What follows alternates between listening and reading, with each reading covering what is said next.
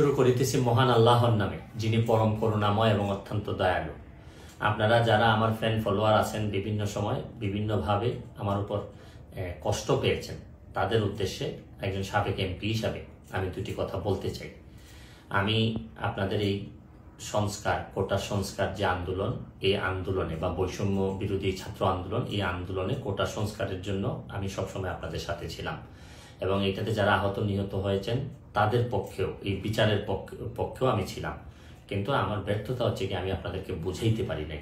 এটার জন্য আমি সম্পূর্ণ ব্যর্থ হয়েছি এবং আমি এই ব্যর্থ হওয়ার জন্য আমার যারা ফলোয়ার আছেন, যারা আমাকে নিয়ে প্রত্যাশা করেছেন, সবার কাছে আমি দুঃখ প্রকাশ করতেছি। আমি আপনাদেরকে আরেকটি কথা বলতে চাই।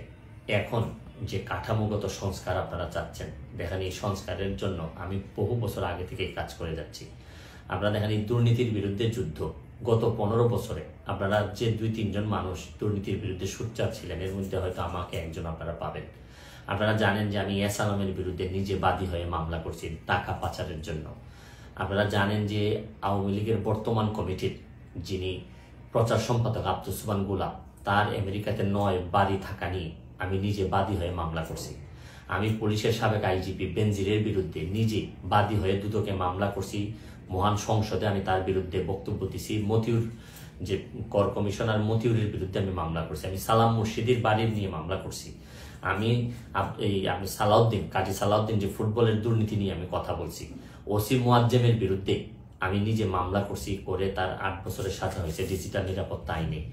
আমি, আপনারা জানেন যে জীবনে যত ঝুঁকি ছিল, আপনারা জানেন যে এই কোটা আন্দোলন শুরু হওয়ার 2 সপ্তাহ আগে আমি প্রেস কনফারেন্স করে বলতে বাধ্য হয়েছি, আমি জিডি করছি যে আমার জীবনের উপর হুমকি আছে এইসব দুর্নীতির বিরুদ্ধে প্রতিবাদ করতে গিয়ে। সুতরাং আমি এই যুদ্ধে সবসময় চেষ্টা করছি।